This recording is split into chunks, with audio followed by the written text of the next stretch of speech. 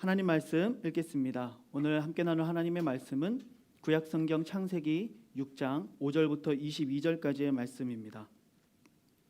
제가 봉독해 드리도록 하겠습니다. 여호와께서 사람의 죄악이 세상에 가득함과 그의 마음으로 생각하는 모든 계획이 항상 악할 뿐임을 보시고 땅 위에 사람 지으셨음을 한탄하사 마음에 근심하시고 이르시되 내가 창조한 사람을 내가 지면에서 쓸어버리되 사람으로부터 가축과 기는 것과 공중의 새까지 그리하리니 이는 내가 그것들을 지었음을 한탄함이니라 하시니라. 그러나 노아는 여호와께 은혜를 입었더라. 이것이 노아의 족본이라. 노아는 의인이요 당대의 완전한 자라. 그는 하나님과 동행하였으며 세 아들을 낳았으니 셈과 함과 야벳이라. 그때에 온 땅이 하나님 앞에 부패하여 포악함이 땅에 가득한지라. 하나님이 보신즉 땅이 부패하였으니 이는 땅에서 모든 혈육 있는 자의 행위가 부패함이었더라. 하나님이 노아에게 이르시되 모든 혈육 있는 자의 포악함이 땅에 가득함으로 그 끝날이 내 앞에 이르렀으니 내가 그들을 땅과 함께 멸하리라. 너는 고페르나무로 너를 위하여 방주를 만들되 그 안에 칸들을 막고 역청을 그 안팎에 칠하라. 내가 만들 방주는 이러하니 그 길이는 300규빗, 너비는 50규빗, 높이는 30규빗이라. 거기에 창을 내되 위에서부터 한 규빗에 내고 그문은 옆으로 내고 상중하 3층으로 할지니라.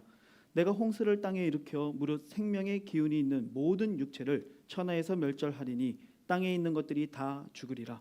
그러나 너와는 내가 내 언약을 세우리니 너는 내 아들들과 내 아내와 내 며느리들과 함께 그 방주로 들어가고 혈육 있는 모든 생물을 너는 각기 암수 한 쌍씩 방주로 이끌어들여 너와 함께 생명을 보존하게 하되 새가 그 종류대로 가축이 그 종류대로 땅에 기는 모든 것이 그 종류대로 각기 둘씩 내게로 나아오리니 그 생명을 보존하게 하라. 너는 먹을 모든 양식을 내게로 가져다가 저축하라. 이것이 너와 그들의 먹을 것이 되리라. 노아가 그와 같이 하여 하나님이 자기에게 명하신 대로 다 준행하였더라. 아멘. 우리 옆에 있는 성도님들과 함께 인사 나누기를 바랍니다. 사랑하고 축복합니다. 인사하겠습니다.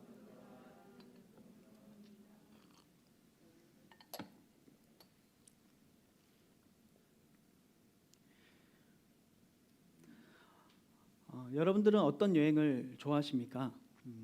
우리가 어떤 여행을 하든지 간에 여행 그 자체보다는 누구와 함께 하느냐, 사실 그것이 가장 중요한 문제라고 생각합니다. 누군가와 동행한다는 것, 이것은 참 기쁜 일이죠. 이 동행한다는 것은 함께 걷는 것이고 또한 함께 대화를 나누고 생각을 나누는 것이라고 저는 생각합니다. 만약 아무리 함께 걷고 있다 할지라도 아무런 대화도 없었고 또 아무런 교감도 나누어지지 않았다면 그것은 동행한 것이 아니라 혼자 걸어간 것이다. 저는 이렇게 생각합니다. 아마도 한 해를 시작하면서 우리를 포함한 수많은 그리스도인들이 하나님께 드리는 기도 중에 하나가 하나님, 올해도 하나님과 동행하는 한 해가 되게 해주십시오. 아마 이런 기도를 드리지 않았을까 생각합니다. 우리는 하나님과 동행하는 삶을 기대하고 소망하죠. 그리고 그렇게 기도하고 아마 기도했을 것 같습니다. 그러나 대개 많은 경우에 우리는 하나님과 동행한다라는 이 말의 의미를 그저 하나님이 내 옆에서 나를 좀 도와주시는 것, 내가 걷고 있고 내가 하고 있는 이 일을 하나님이 옆에서 좀 도와주시고 조력해 주시는 것 정도로 축소해서 생각할 때가 있다라고 생각합니다. 물론 그것이 전혀 틀린 말은 아닙니다. 하지만 인생의 주체가 하나님이 아니라 내 자신이 되고 그저 하나님은 내 옆에서 나를 도와주시고 서포트해 주시는 분이라고 생각한다면 그것이 과연 하나님과 동행하는 삶이라고 우리 말할 수 있을까요? 저는 결코 그렇지 않다고 생각합니다. 그래서 저는 이 시간 여러분들과 함께 하나님과 동행하는 것이 무엇인가, 이러한 질문을 던지면서 또 오늘 본문을 통해 그 해답을 찾기를 소망합니다. 오늘 본문을 보면은요, 동행이라고 하는 것은 바로 하나님의 삶의 방식을 따르는 것이다. 우리에게 이렇게 말씀하고 있습니다. 본문 9절을 보면 노아는 의인이고 당대의 완전한 자다라고 노아를 소개하고 있습니다. 여러분, 노아가 이렇게 좋은 평가를 얻을 수 있었던 이유는 바로 그가 하나님과 동행하는 사람이었기 때문입니다. 그러면 성경에서 하나님과 동행한다라는 말이 갖는 의미가 무엇일까요?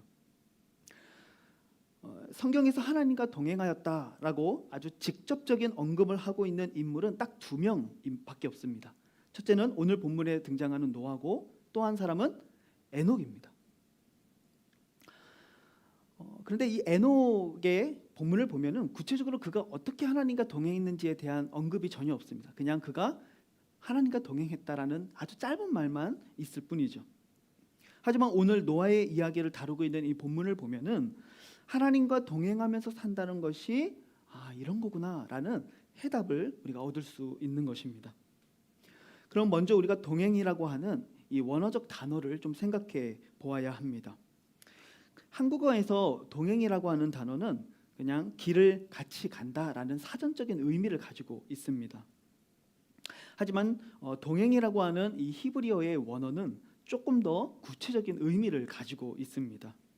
할라크라고 하는 이 단어, 이 히브리어는 기본적으로는 함께 걸어가다라는 의미를 가지고 있습니다. 그런데 이 히브리 사람들에게 함께 걸어가다라는 말의 의미가 무엇이냐면 그것은 바로 삶의 방식을 따라간다라는 의미를 가지고 있습니다. 그러니까 오늘 이 히브리어 성경을 읽는 히브리어 사람들은 이 성경을 보면서 하나님과 동행했다는 말을 어떻게 받아들이는 거예요? 노아가 하나님의 삶의 방식을 따랐다. 이렇게 이해할 수 있는 것이죠. 심지어 이 단어가 에트라고 하는 전치사와 함께 쓰이게 되면은요, 성관계를 갖다라는 의미도 가질 수 있습니다. 정리해 보자면 노아가 하나님과 동행하면서 살았다라는 이 말은요, 마치 한 몸을 이룬 부부처럼 노아가 하나님과 매우 친밀한 이 부부 관계와 같은 친밀한 교제 속에서 하나님이 우리에게 요구하시고 하나님이 원하시는 삶의 방식을 따라가는 것, 여러분 이것이 바로 하나님과 동행한다라는 말의 의미입니다.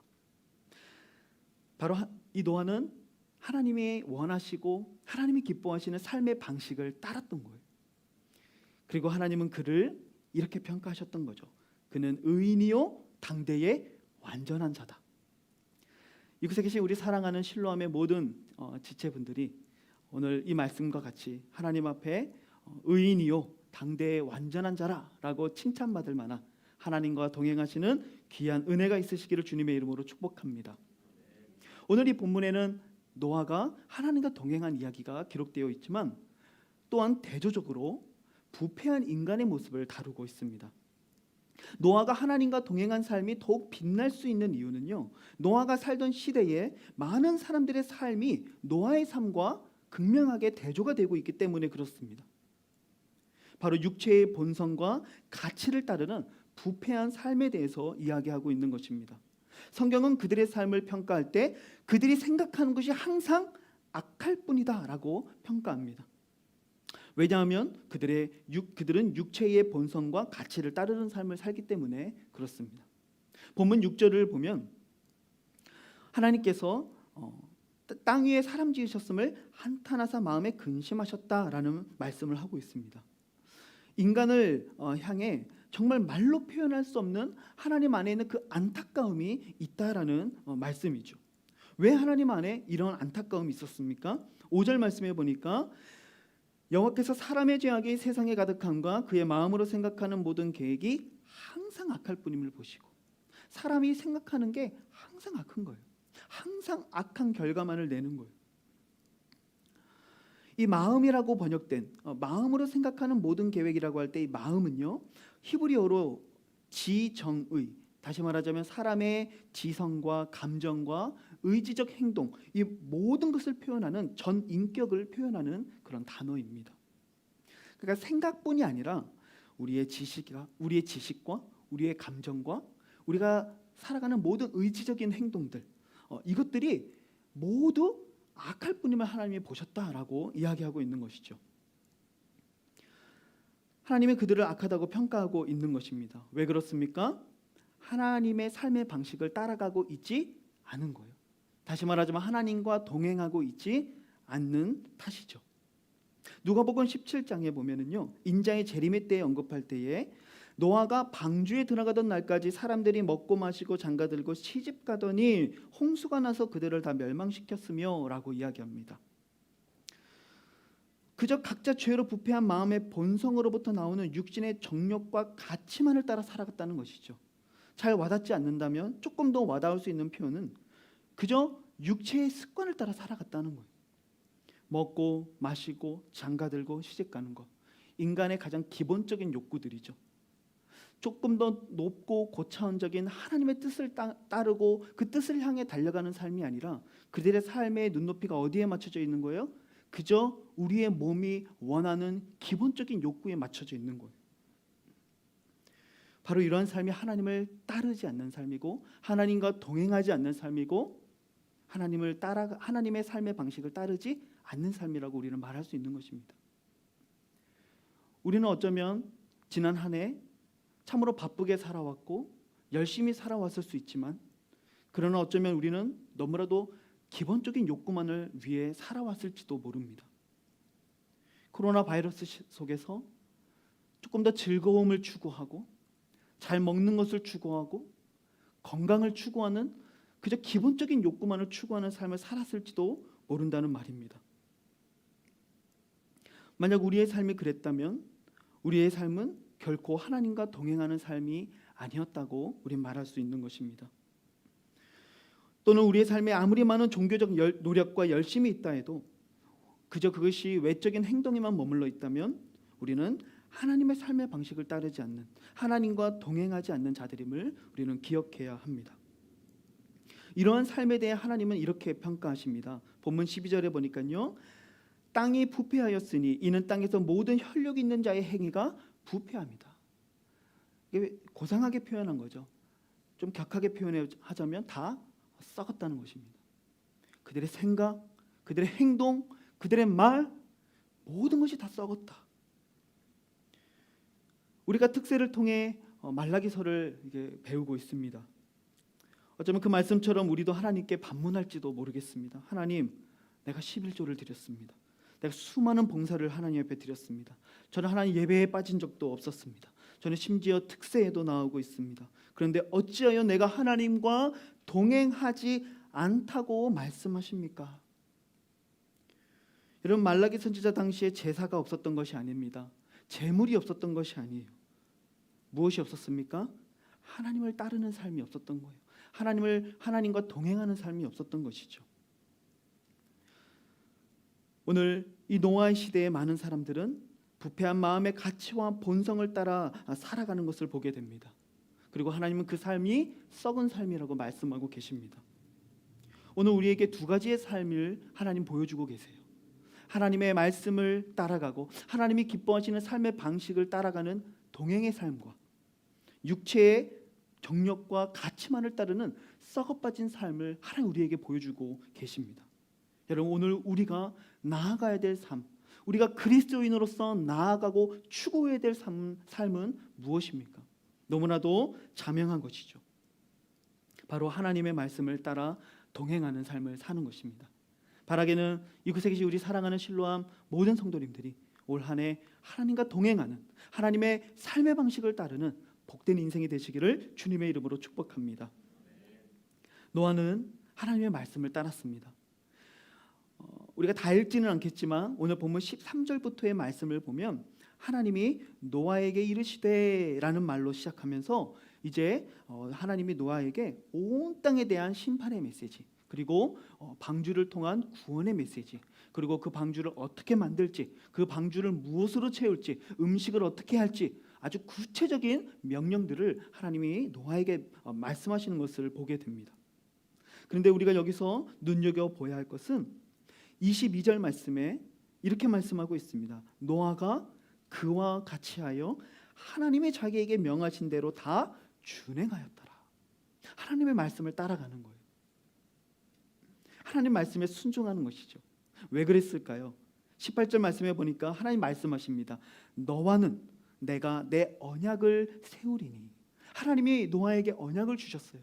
방주를 통하여 구원하시며 새롭게 하실 그 약속을 주신 것이죠.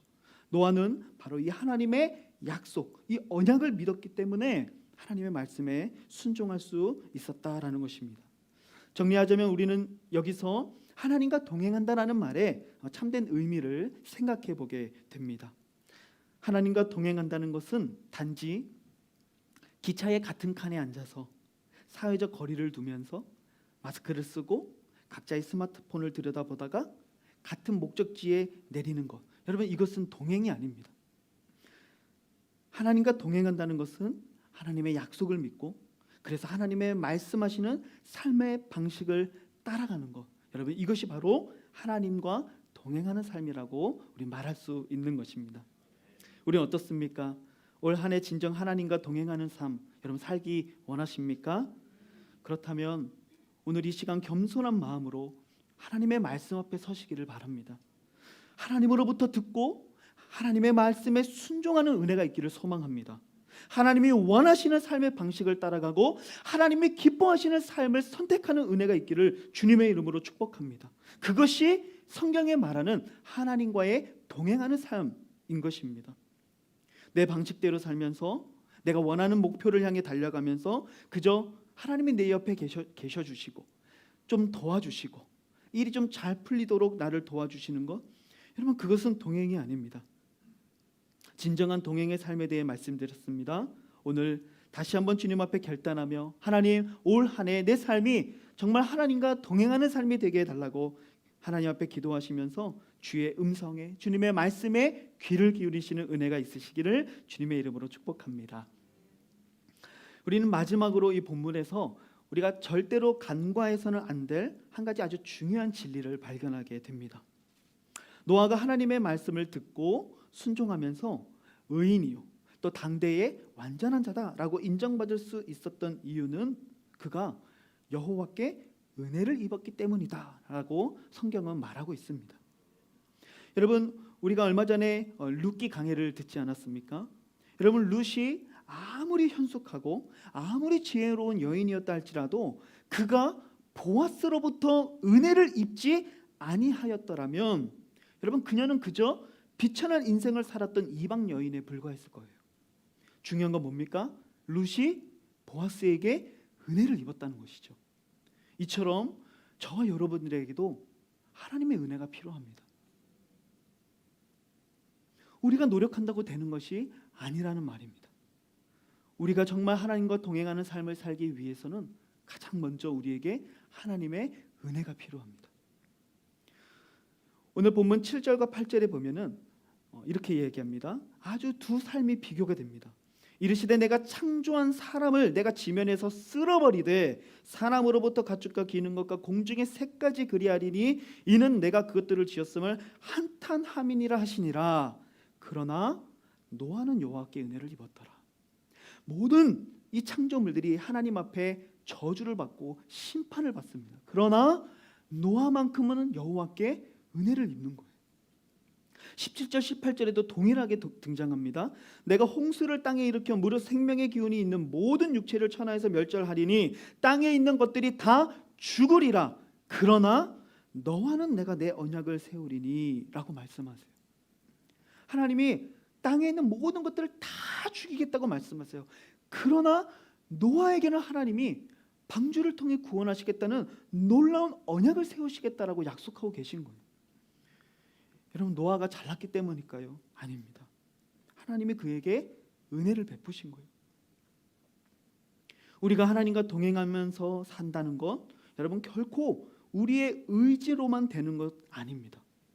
말씀 많이 읽는다고 내가 오늘 큐티했다고 내가 오늘 특세에 참석했다고 해서 저절로 내 삶이 하나님과 동행하는 삶으로 바뀐다는 것은 절대로 아닙니다. 때로는 오히려 그렇게 종교적으로 살면서도 하나님과 동행하지 않고 도리어 자신의 종교적 행위를 자기의 공로로 삼으면서 만족하며 살아가는 그리스도인들도 우리는 쉽게 찾아볼 수가 있습니다. 중요한 것은 우리에게 은혜가 필요하다는 것입니다. 그래서 하나님 앞에 우리는 그 은혜를 간절히 사모하는 시냇가를 찾는 목마른 사슴과 같은 그 갈급한 심령을 가지고 하나님의 은혜를 구하는 가난한 심령이 오늘 저와 여러분들에게 필요한 것입니다. 하나님의 은혜 없이는 우리 결코 한순간도 살 수 없는 존재입니다. 연약한 자들이죠. 노아의 시대에 왜 죄악이 이 땅에 가득했겠습니까? 왜 사람이 마음으로 생각하는 계획이 항상 악했을까요? 그것은 사실은 너무나도 자연스러운 인간의 본성이에요. 인간은 타락한 존재이기 때문에 우리들에게서 결코 선한 것이 나올 수 없다는 것이죠. 하지만 오해하지 마시기 바랍니다. 제가 이 시간 인간의 그 전적인 타락과 이 인간의 더러운 본성을 언급하는 것은 우리는 죄를 지을 수 있다고 합리화하기 위해서 인간의 타락의 본성을 말씀드리는 것이 결코 아닙니다. 중요한 건 무엇입니까? 우리는 결코 스스로 하나님이 원하실 만한 선한 기준에 이를 수 없는 존재이고, 그래서 우리에게는 오직 은혜가 필요하다는 것을 강조하기 위해 저는 이 시간 인간의 본성적 타락에 대해서 말씀하고 있는 것입니다. 우리는 하나님의 은혜 없이는 결코 하나님과 동행할 수 없는 본성적인 약함이 있다는 것을 인식해야 합니다. 내가 말씀을 열심히 읽으면 되겠지, 내가 하루도 빠지지 않고 큐티를 하면 되겠지, 그 노력과 그 마음 참으로 귀한 것이지만 때로는 그것이 비단 우리의 외적인 행동으로만 남을 수 있다는 것입니다. 그래서 우리는 오늘 다시 한번 하나님의 은혜의 보좌 앞에 나아가 무릎을 꿇고 이 더럽고 가치 없는 자를 향해 하나님이 은혜를 내려주시기를 위해서, 하나님 비록 이 세상을 향하여 얼굴을 돌리고 있다 할지라도 그러나 나에게 하나님의 은혜를 주시기 위해서, 하나님이 이 세상 모든 자들을 향하여 저주를 선포하고 있을지라도 그러나 하나님이 나에게는 은혜를 베풀어 주시기를 위해서 오늘 우리는 주님의 은혜의 보좌 앞에 나아가야 하는 것입니다. 사랑하는 성도 여러분, 오늘 이 시간 하나님 앞에 그 간절한 기대와 소망과 목마름을 가지고 주님의 은혜의 보좌 앞으로 나아가시기를 주님의 이름으로 축복합니다. 말씀을 마무리합니다. 여러분, 햇볕이 쨍쨍이 내리쬐는 날입니다. 비가 내린 것을 단 한 번도 본 적이 없는 사람들 앞에서 방주를 만들라고 하는 하나님의 말씀이 사람들에게 어떻게 느껴졌을까요? 아마 노아가 그 말을 들었을 때 어쩌면 조롱거리가 되지 않을까라는 생각을 하지 않았을까요? 어쩌면 이것이 헛수고가 되지 않을까라는 생각이 들지는 않았을까요? 하지만 노아는요, 하나님의 약속을 믿었습니다. 히브리서에 의하면 노아는 아직 보이지 않는 일에 경공하심을 받아서 방주를 만들었다고 이야기합니다. 아무것도 보이지 않아요. 그러나 노아는요, 하나님의 약속을 믿고 방주를 만들었던 것이죠. 그리고 그는 그 방주를 통해 구원의 은혜를 경험하게 되어집니다. 그리고 마른 땅을 밟게 되어지고 하나님이 예비하신 무지개를 보며 하나님이 펼쳐주실 놀라운 새로운 삶, 생명의 삶을 다시 바라보며 걸어갈 수 있었던 것입니다. 사랑하는 성도 여러분, 오늘 우리도 하나님의 약속을 믿고 하나님의 삶의 방식을 따르며 동행하는 삶을 살기를 소망합니다. 그때에 하나님 우리의 삶을 가장 선한 길로 생명의 삶으로 인도해 주실 줄을 믿습니다. 때로는 우리의 믿음이 연약해질 때, 어쩌면 노아도 약 1년여간의 시간 동안에 배 안에 있으면서 과연 이 비가 그칠까? 과연 내가 다시 마른 땅을 볼 수 있을까라는 그런 마음의 두려움이나 의심이 있었을지도 모르겠습니다. 그러나 그때 하나님은 노아에게 무지개를 보여주시며 다시는 내가 이 세상을 물로 심판하지 않을 거라는 하나님의 놀라운 은혜를 보여주셨듯이 하나님 오늘 우리들에게도 동일한 언약의 징표를 주셨습니다. 바로 예수 그리스도의 십자가죠. 십자가만 보면 우리는 하나님이 우리를 가장 선한 길로 인도하실 것을, 하나님이 우리에게 가장 좋은 것으로 주실 것을, 하나님이 우리를 위하여 모든 것을 내어주실 것을 우리는 바로 그 십자가를 통해 믿음의 징표를 얻게 되는 것이죠. 오늘 그 십자가를 바라보면서 하나님의 약속을 향하여, 하나님의 말씀을 향하여 달려가며 그분의 삶의 방식을 따르며 그분이 기뻐하시는 삶을 따라 나아가기를 소망하는, 하나님과 동행하는 복된 한 해가 되시기를 주님의 이름으로 축복합니다. 오늘 말씀을 생각하며 우리 같이 한번 기도하기를 소망합니다.